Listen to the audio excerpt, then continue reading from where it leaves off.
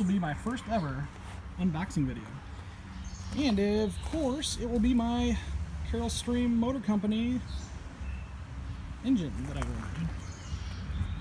So let's open up this bad boy and see what's inside. Something loose in there already.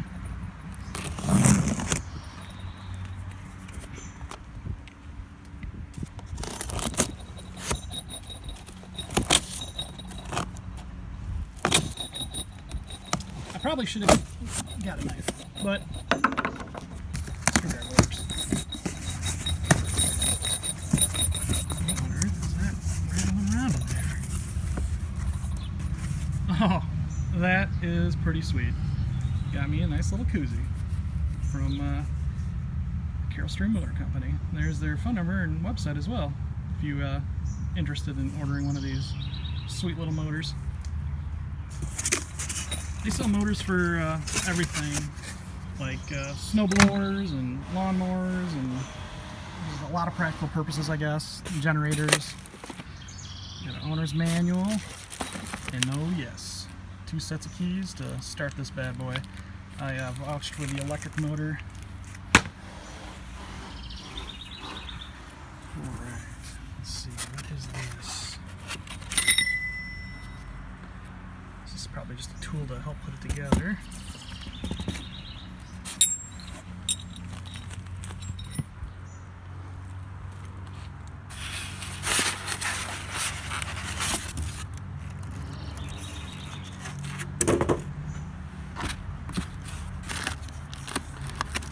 Pretty well packaged in here.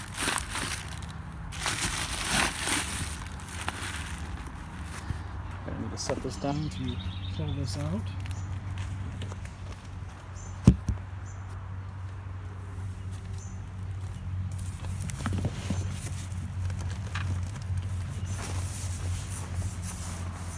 It's not too heavy.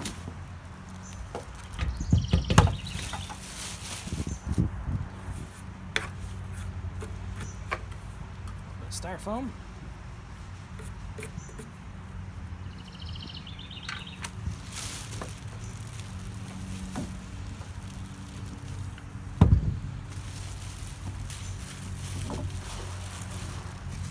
Spark plug in the bag. Cool.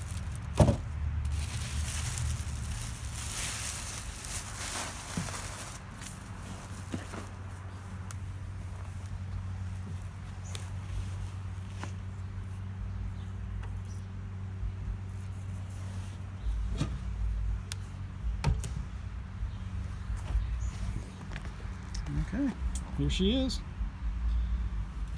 6.5 horsepower motor with the electric start.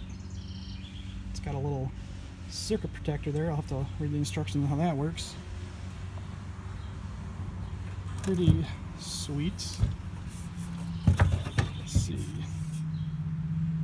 Looks like a giant muffler there on top. The box around it. Drive shafts wrapped.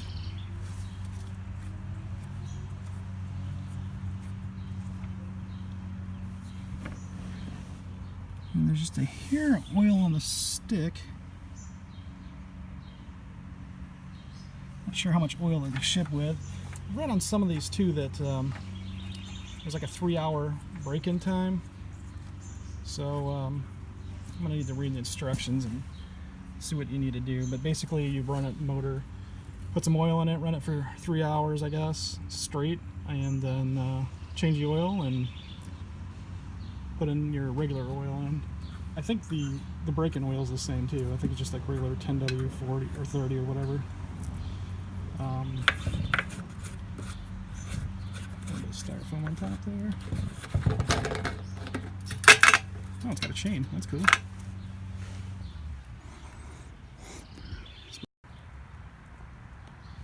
Well, that answers that question. So, just kind of checking the oil, and I was worried that the oil was kind of low, and sure enough, a little note there that claims there is no oil in the crankcase. And make sure that you got your oil and fuel and all that set up. So that's not too bad. And I was looking through the maintenance record section here, and it appears nowhere in the instructions does it mention any break-in time. So, but there is, it looks like an initial, that first one, first month or 20 hours, you change the oil. So it's got a little bit of a break-in, because after that, obviously, it's every 6 months or 100 hours. It's not too big of a deal, I guess. It's pretty cool. It's got a couple of features on it too that I like a lot. One of them, which I'm not familiar with on a small motor, is a engine oil alarm. So that's kind of cool. The breaker here, it also talks about too, you know, if there's a short or a polarity issue, it will pop. So that is also another cool feature to have, so you don't mess it up, since this is a key start, electric start motor. Okay, let's get some oil in this thing. This just runs the standard 10W30. Looks like this side is the fill side and the other side is the dipstick side. I read the instructions earlier. It says it takes 500 milliliters of oil. So we can get this cup to fit. That's going to be interesting.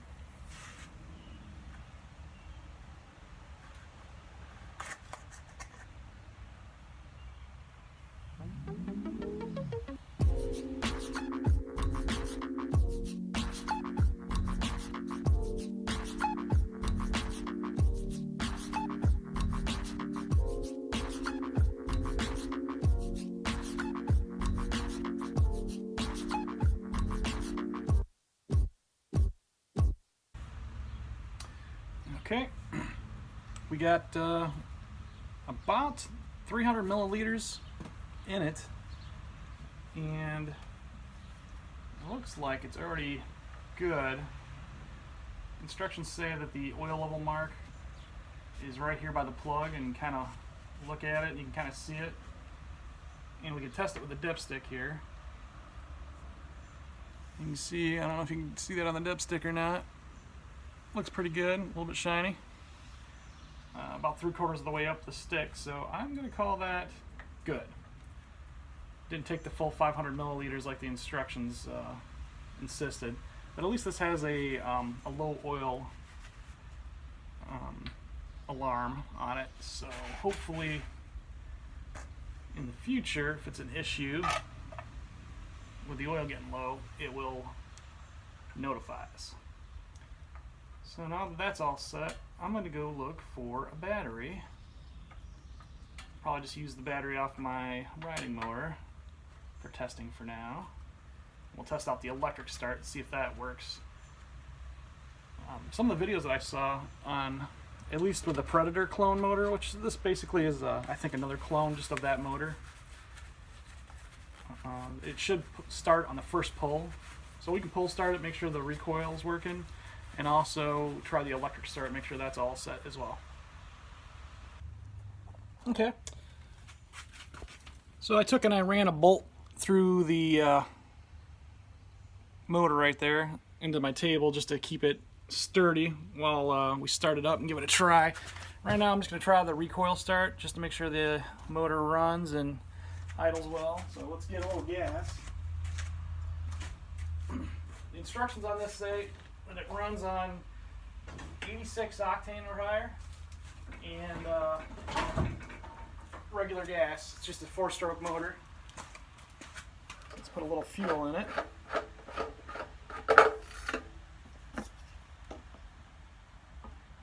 I'm not going to add a whole lot because just doing this for a simple test.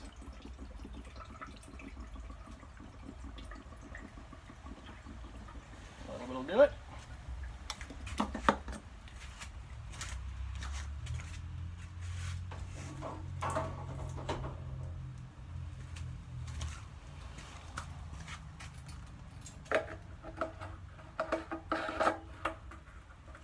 Okay.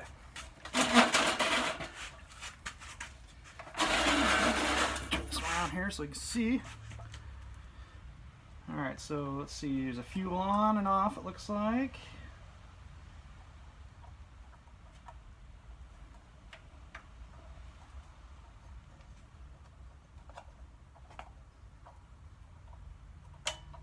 choke on and off.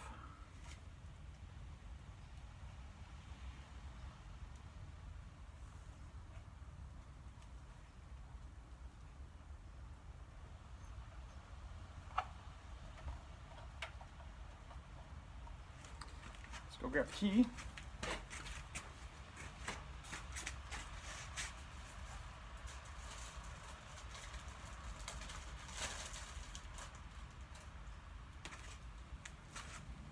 I believe this will start, no problem without a battery. But we'll find out here. So choke on off. Fuel. I don't see a primer or anything.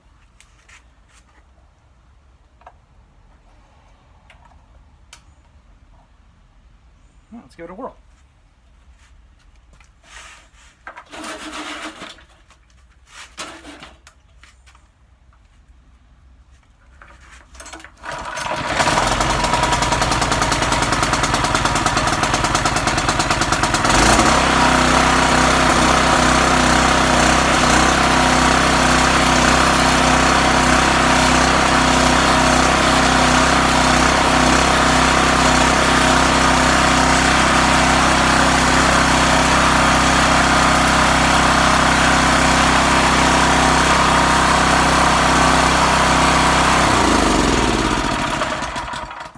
First pull, no problem.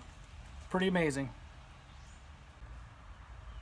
Alright, so now that we got this all set up, let's go ahead and get some of the wiring done. As you can see here, there is some instructions to hook that up to the positive. And then down here, it's kind of hard to see, but it says this bolt right here is used for the negative. So we're going to go ahead and get that wired up. I already went ahead and made some cool connectors. So you got your positive and your negative. I've just got a long coil of wire for right now until I decide how I want to have this set up, like where the battery's going to go and everything. I do have some cool disconnect connectors, which I'll show you in the future what I'll be using. So we'll just hook the positive lead up here. This is just a number 10 wrench. I really like these ratcheting wrenches. I got some of these a while ago, and they are great for doing small things in tight areas and saving a lot of time. So I'm going to lock that down real nice and tight. These are both 10 millimeter.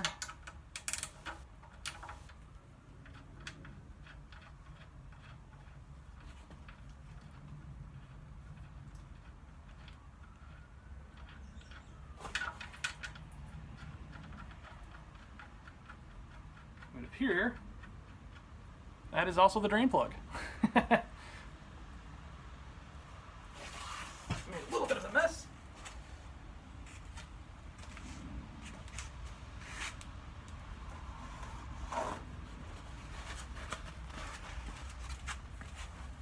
I was wondering where that was at. It did not mention it at all. And even on the thing it doesn't say it's a drain plug.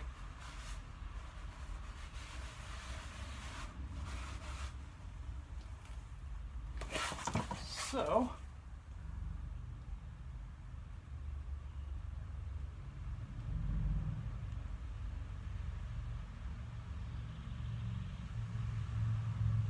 they actually want you to use the drain plug for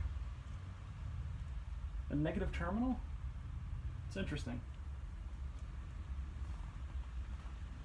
I mean, a negative terminal normally is grounded to the block, right? So, I guess that's their way of dual purposing that. I could potentially use another bolt, which I think I'll do. So I'm not sure that I like that. Especially if you need to change the oil or whatever.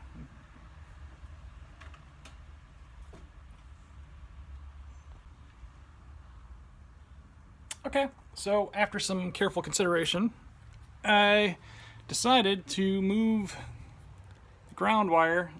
Instead of using that drain plug that's in the center, and it looks like there's one on each side too, which is really weird. I am going to move it over here on the housing. You can see right there, there's a little bit of a spot. I'm not going to put it on the painted side, and what I'm going to do is I'm going to slide it in right there on the block. So it's technically basically the same as the instructions, just a little further down.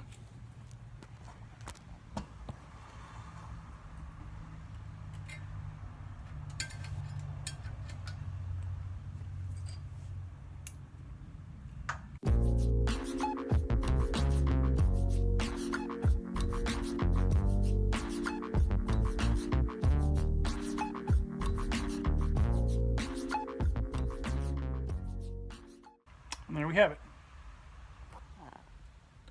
Nice and snug. And it's out of the way. So, positive, negative. Let's go get our battery. Got our battery set up over here. All wired in. Get the key in. Fuel on. Been a little bit since we ran it, so we'll do the choke again. And let's see how she works on electric start.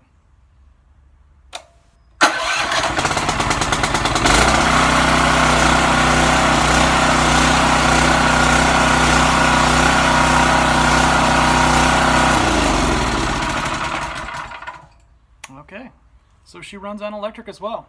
And I noticed I forgot I took my bolt out of the table, so everything was kind of jittering and trying to jump off the table. But we are good for our testing phase. At least we know our motor is good.